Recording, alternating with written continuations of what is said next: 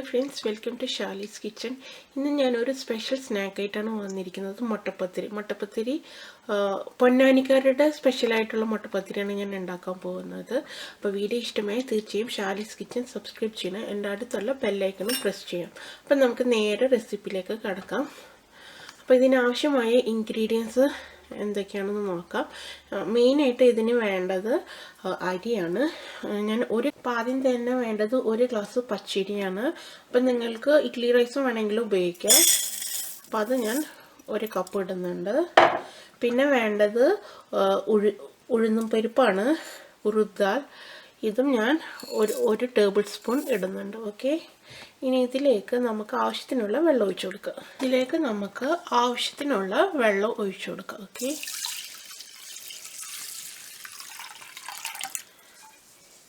അപ്പം മിനിമം ഒരു 4 മണിക്കൂർ ഇത് കുതിരാൻ വെക്കണം കേട്ടോ. ഇനി നമുക്ക് വേറൊരു പാത്രത്തിൽ ഇത് മുട്ടപ്പത്തിരിയുടെ മെയിൻ ഒരു ഇൻഗ്രീഡിയൻ്റ് ഉണ്ട്, അത് ചേർക്കാം. ഓക്കെ, അപ്പോൾ മുട്ടപ്പത്തിരിയുടെ മെയിൻ ഇൻഗ്രീഡിയൻ്റ് എന്ന് പറഞ്ഞാൽ ഈ പപ്പടമാണ്. അപ്പോൾ 1 കപ്പ് ഇതിന് ഞാൻ ഒരു 5 പപ്പടം എടുത്തിട്ടുണ്ട്. അപ്പോൾ ഒരു പാത്രത്തിൽ നിങ്ങൾ 1/2 ഗ്ലാസ് വെള്ളം ഒഴിക്കുക. അപ്പോൾ ഇത് നല്ല ക്ലീൻ വെള്ളമായിരിക്കണേ, കാരണം നമ്മൾ ഈ വെള്ളം യൂസ് ചെയ്യുന്നുണ്ട്. എന്നിട്ട് ഇതിലേക്ക് ഈ പപ്പടം ഇങ്ങനെ കട്ട് ചെയ്ത് കൊടുക്കുക. ജസ്റ്റ് ഈസി ആയിട്ട് ഇതാക്കാൻ വേണ്ടിയിട്ടാണ്, കിട്ടാൻ വേണ്ടിയിട്ടാണ്. അപ്പം ഇതും നമ്മൾ വെള്ളത്തിൽ ഇട്ട് വെക്കുക. അപ്പം ഇനി ഒരു 4 മണിക്കൂർ കഴിഞ്ഞിട്ട് നമുക്ക് കാണാം കേട്ടോ. ഇപ്പം 4 മണിക്കൂറായി.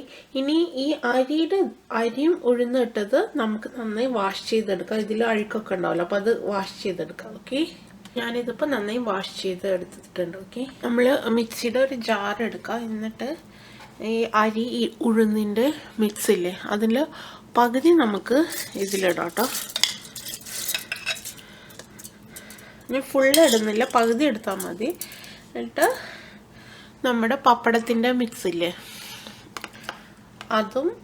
അത് കുറച്ചിടുക. പിന്നെ അതിൽ വെള്ളവും നമുക്ക് ഇതിലിട്ട് കൊടുക്കാം. ഓക്കെ, കുറച്ചും കൂടി വെള്ളം ഒഴിച്ചെടുക്കുക. ഇതിൻ്റെ ബാറ്ററിൻ്റെ കൺസിസ്റ്റൻസി ഭയങ്കര ഇമ്പോർട്ടൻ്റ് ആണ്. അപ്പോൾ നിങ്ങൾ ഒരുപാട് വെള്ളം ഒഴിക്കരുത് കേട്ടോ. നമുക്ക് വേണ്ടത് ഞാൻ കാണിച്ചു തരാം എങ്ങനത്തെ കൺസിസ്റ്റൻസിയാണ് വേണ്ടത്. എന്നാലും ഞാൻ പറയണ ദോശമാവിനേക്കാളും കുറച്ച് ലൂസാണ് വേണ്ടത്. ഓക്കെ, ബട്ട് ഭയങ്കര തിന്നാവാനും പാടില്ല.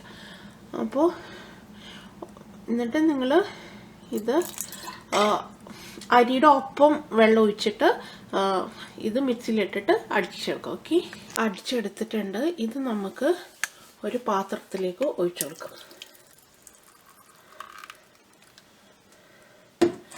സോ ഞാൻ ഇനി ഒരു ബാച്ചും കൂടി അടിച്ചെടുത്തിട്ട് വരാം കേട്ടോ. രണ്ടാമത്തെ ബാച്ച് ഞാൻ അടിച്ചെടുത്തിട്ടുണ്ട്. ഇതിലേക്ക് ഫുൾ ഒഴിച്ചു കൊടുക്കുക. ഈ ഒരു കൺസിസ്റ്റൻസിയാണ് വേണ്ടത്. ഇത് നോക്കൂ, ദോശമാവിനേക്കാളും ലൂസാണ്, ബട്ട് വെരി തിന്നല്ല, ഭയങ്കരമായിട്ട് തിന്നല്ല. ഓക്കെ, ഇതാണ് വേണ്ടത്. അപ്പം നിങ്ങൾ വെള്ളം ഒഴിക്കുമ്പോൾ ജസ്റ്റ് ഒന്നില്ലെങ്കിൽ അരിയുടെ ഒപ്പം അല്ലെങ്കിൽ കുറച്ച് കുറവായാലും കുഴപ്പമില്ല. നമുക്ക് പിന്നെ അഡ്ജസ്റ്റ് ചെയ്യാമല്ലോ. അപ്പോൾ കുറച്ച് ഒഴിച്ചിട്ട് വേണം അടിച്ചെടുക്കാൻ. ഓക്കെ, ഇതിലേക്ക് നമ്മൾ ആവശ്യത്തിന് ഉപ്പിട്ട് കൊടുക്കുക. എന്നിട്ട് ഇളക്കിയെടുക്കുക. പപ്പടത്തിന് ചെറിയൊരു ഉപ്പുണ്ടാവും, അപ്പോൾ ജസ്റ്റ് ഒന്ന് നിങ്ങൾക്ക് അറിയാമല്ലോ, അത് നിങ്ങൾ അഡ്ജസ്റ്റ് ചെയ്യണം കേട്ടോ. ഉപ്പിട്ടിട്ട് നന്നായി ഇളക്കി കൊടുക്കുക. ഇനി നമുക്ക് മുട്ടപ്പത്തിരി ഉണ്ടാക്കാൻ തുടങ്ങാം. അപ്പോൾ ഒരു കുഴിയുള്ള ഒരു പാൻ എടുക്കണം. എന്നിട്ട് ഇതിലേക്ക് ഓയിൽ ഇട്ട് കൊടുക്കുക. ഓക്കെ,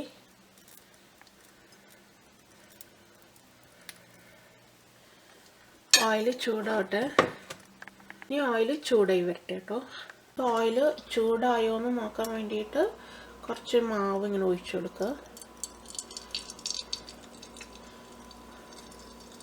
അപ്പോൾ ഇത് മുകളിലേക്ക് പൊന്തി വന്നാൽ അതിൻ്റെ അർത്ഥം മാവ് ചൂടായിരുന്നു. സോ നമുക്ക് മുകളിലേക്ക് പൊന്തി വന്നിട്ടുണ്ട്. അപ്പോൾ ഇത് ചൂടായിട്ടുണ്ട്. അപ്പം നമുക്കിനി മുട്ടപ്പത്തിരി ഉണ്ടാക്കാൻ തുടങ്ങാം. ഓക്കെ,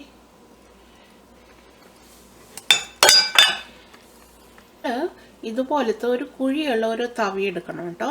എന്നാലേ നമുക്ക് ഇതുണ്ടാക്കാൻ പറ്റുള്ളൂ. അപ്പോൾ ഇതിൽ ഞാനിപ്പോൾ എൻ്റെ ഇത് ചെറുതാണ്, അപ്പോൾ ഞാനിത് ഒരു സ്പൂൺ, എൻ്റെ ഇത് അത്ര വലിയ തവിയല്ല, അപ്പോൾ ഞാൻ ഇതുകൊണ്ട് ഒരു തവി തന്നെ എടുക്കുന്നുണ്ട്. എന്നിട്ട് നമുക്ക് ഇതിൽ ഒഴിച്ചു കൊടുക്കാം. മിഡിൽ ഇത് ഞാൻ മിഡിൽ ഒഴിച്ചു കൊടുത്തിട്ടുണ്ട്. ഒരുപാട് ഇൻഗ്രീഡിയൻസ് ഒന്നും ഇല്ലാതെ ഉണ്ടാക്കാൻ പറ്റിയ ഒരു ഇതാണ്. നല്ല ടേസ്റ്റാണ് കേട്ടോ. ഇത് ബീഫിൻ്റെ കൂടെയൊക്കെ നല്ല അടിപൊളിയാണ്, ബീഫിൻ്റെയും ചിക്കൻ്റെയും ഒക്കെ കൂടെ. ഇത് നോക്ക് തന്നെ ഇത് മുകളിലേക്ക് റൈസായി വന്നിട്ടുണ്ട്.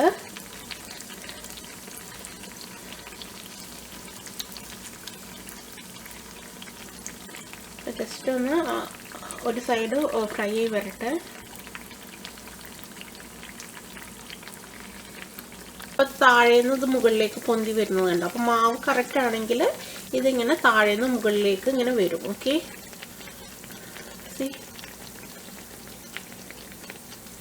ഇതിപ്പോൾ മുകളിലേക്ക് പൊന്തി വന്നിട്ടുണ്ട്. അപ്പോൾ ഒരു സൈഡ് വെന്തിട്ട് ഫ്രൈ ആയി വരുമ്പോൾ നമ്മൾ ഒന്ന് മറിച്ചിട്ട് കൊടുക്കാം. ഓക്കെ, നോക്കൂ. ഇനി ഇതും ഒന്ന് ജസ്റ്റ് രണ്ട് സൈഡും ഫ്രൈ ആയി വരണം. നിങ്ങൾ ഒരുപാട് ഹൈ ഫ്ലെയിമിൽ ഇടരുത് കേട്ടോ, അപ്പോൾ അത് ഉള്ളിൽ വേവത്തില്ല. ഓക്കെ,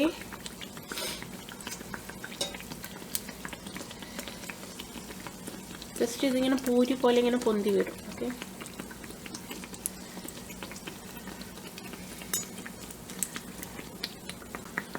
സോ ഇപ്പോൾ ഇത് നമുക്ക് എടുക്കാം. ഇത് ഫ്രൈ ആയി വന്നിട്ടുണ്ട്.